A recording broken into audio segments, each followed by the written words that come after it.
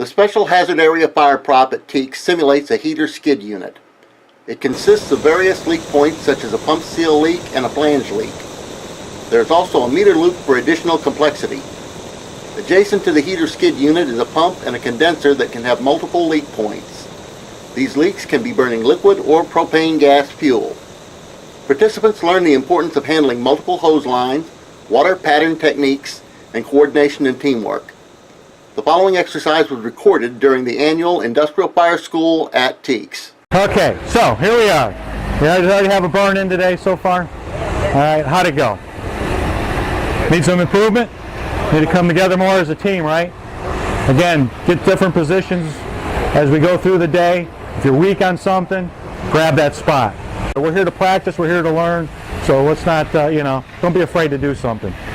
When we start burning this, we're going to have, again, 3 sources.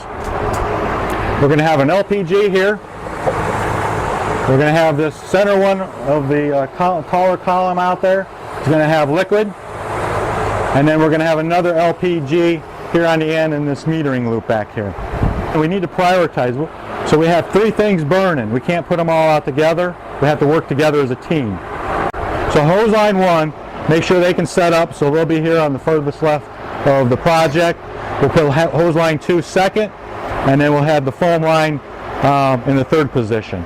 A portable monitor, what we want to do is come in here and capture some of that hot flame coming off of that tank before it starts getting impinged on more and start weakening and have a bigger incident. We're going to get cooling on it. So we'll get the monitor right there on the LPG fire. We're using the blitz. So what's the most important with setting that blitz up? Straighten that hose out, right behind it. Don't need to anchor it down. As long as you got that 10 to 15 feet of straight hose behind it, it's not going to walk on you. Make sure that when you open it up, since you're at the monitor, your valves there, you can shut it down a little bit easier than when it's just at the back at the water source.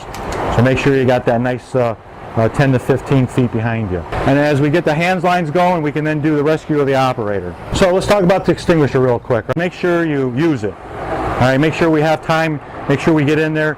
No matter what, that we, even if it's maybe not really putting out the fire, but make sure you get in there, do your sweeping. Again, if you're going in, make sure you have a hand line with you. Don't go expose yourself to a fire because maybe the trench is filling up or we're getting some backwater and we need to do some spots. Make sure there's a hand line in there. Don't get yourself too far in. Some of these props are pretty big and you kind of can lose yourself in there, and then your other team members may lose you. So stay with the hose line. Make sure you're protected in case something happens. All right, where's my RIC team? All right, what's your job? Are you going to rescue the operator? No. Usually though, the RIC team is there for the emergency services. They're there for the firemen. All right, anybody can go in once we said, like we get a hand line going, someone can go in there, we can get and go on to and rescue the down operator. Once we get, there's some protection there, get in there, get them out, be done, get back on your hose lines. But again, the RIC team will be there just for your the firemen down. All right, we'll let you know when that happens. Again, make sure you get to with the instructor that's out there. And make sure you're showing them that you have your bottle, that you're ready, you have everything you need inside your pack, right? Okay. All right, foam team. All right, we're going to be using a bypass inductor. Usually they're 95, and then we want to make sure that the nozzleman is set at what? 95, right? Now, if he's not foam, he can go back, go to 125, but he needs to remember once he goes back, wants to start applying foam, and he goes back to the 95 GPM, right? So make sure that's communicated between you. Make sure you have some type of signals.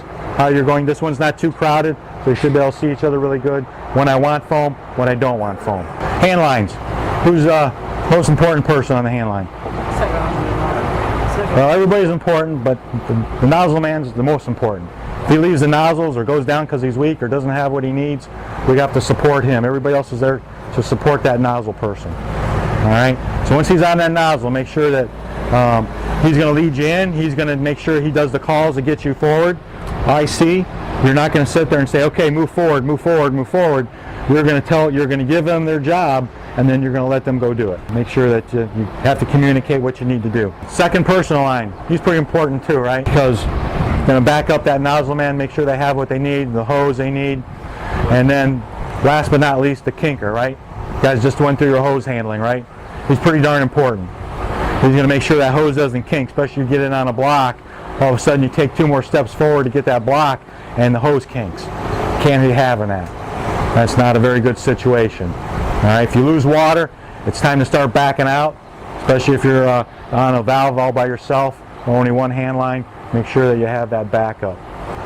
All right, one more thing I want to talk about is how we're going to attack this. What we're going to do is get the monitor on this last tank with the LPG to help get it cooled. So we're going to come around, get the water source on here.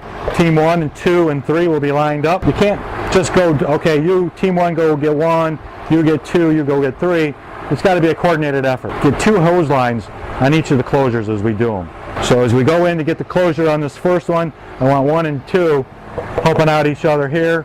That last man, whoever's in the best position to close the valve on that one, go ahead and come up from the back, the kinker usually, if everything's set, comes up and makes your own valve closures. So make sure you do that. We'll show you what valve it is so there's no confusion. So once we get that first one out, we're going to then move in on the second one.